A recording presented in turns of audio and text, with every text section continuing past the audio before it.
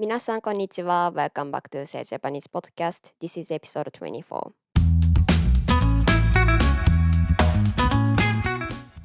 最近、働き方がとても自由に、多様になっていますよね。会社に勤めて9時から5時まで働くっていう働き方以外に、例えば会社に勤めているけどオフィスには行かないとか、好きな時間に働けるとか、あとはフリーランサーとして、特定の会社に勤めるのではなく、自分で顧客を探すとか、ソーシャルメディアが発展して、自分の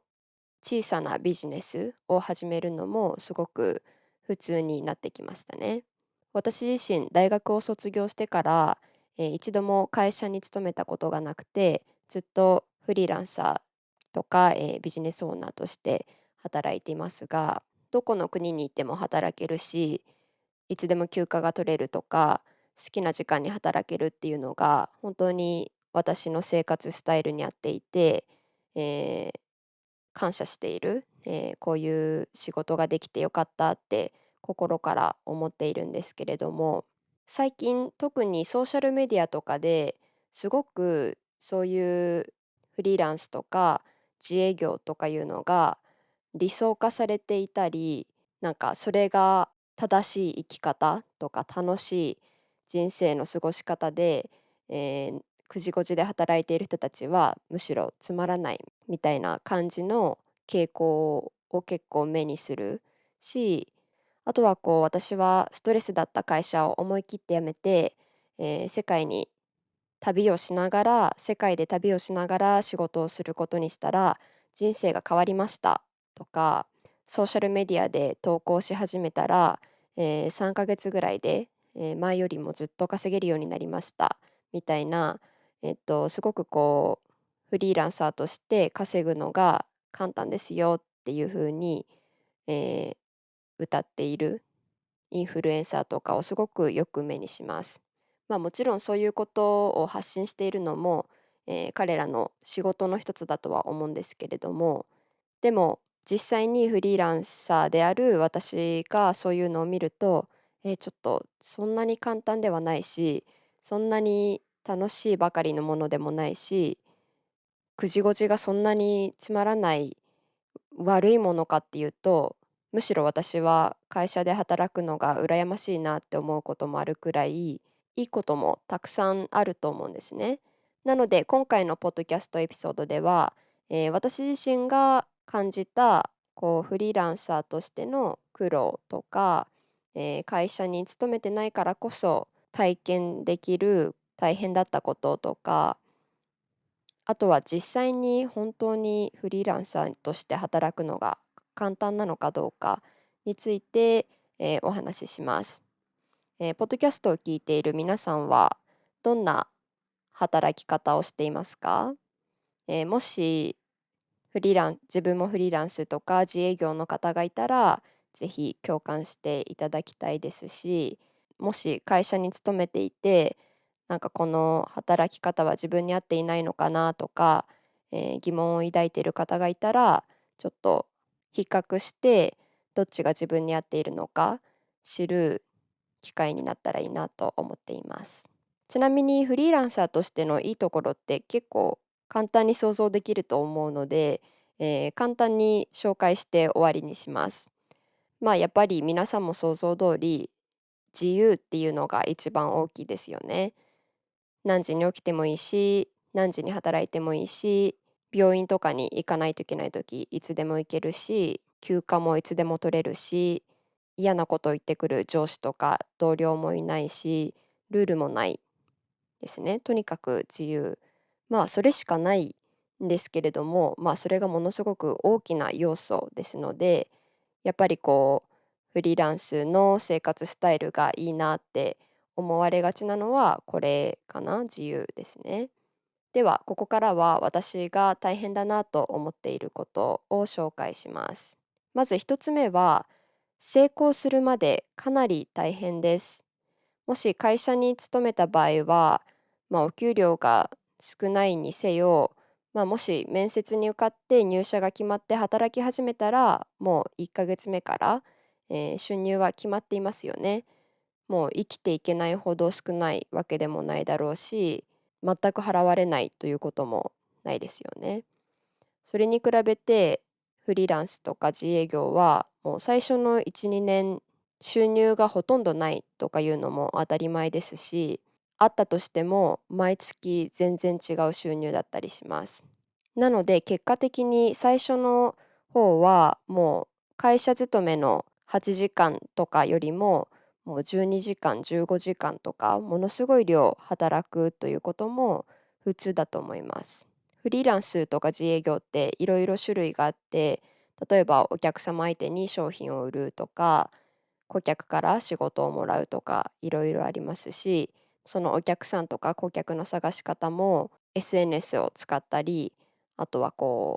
ァイバーとかアップワークとかっていうフリーランサー用のプラットフォームを使うこともありますし、あとはコネクションとかも大切ですね。で、ものすごくラッキーだったとか、もともとコネがありましたっていう以外は、大抵の人はフォロワーゼロ、顧客ゼロから始まるので、安定した収入になるまでいろんなことをしないといけません。例えば私の場合は、最初 iTalki とかプレプリみたいな日本語講師として登録して、で生徒に見つけてもらうプラットフォームに、所属していたんですけれども、そこで最初はやっぱりレビューとかもないので、生徒を集めるのが大変なんですけれども、なるべく早く新しい生徒を手に入れるために、念入りにプロフィールを作って、で、生徒とマッチングしやすいように、もう一日中通知をオンにして、通知が来たらすぐに連絡をして、もし連絡がなくても、2回目、3回目と多いメッセージを送ったり、あとは授業可能時間帯が多い方が生徒が入りやすいので、もう朝6時から夜1時くらいまで開けていて、実際に朝6時から夜1時まで12時間くらい授業をしていた時もありました。あと SNS も今は40万人以上の方にフォローしていただいていますが、ゼロから始めた時は、その時私はたまたま暇だったので、毎日投稿とか全然苦じゃなかったんですけれども、やっぱり他のこともやっていて、SNS もフォロワーを増やしたいとなったら、毎日毎日撮影して編集して投稿してっていうのを最初一人でやるのは本当に大変だと思います。なのでこういうふうに最初の頃は本当に働く時間も多いですし、かといって働いた分収入があるかっていうと、1日15時間働いたのに今月収入ゼロとかいうのも全然ありえますし、で、あとやっぱり先輩とか上司とかがいないので、全部自分で工夫して、自分で調べて、試して失敗して学ばないといけないので、これをやりつつ毎月家賃とか生活費を払わないといけないとなると、かなりストレスになってしまうかなと思います。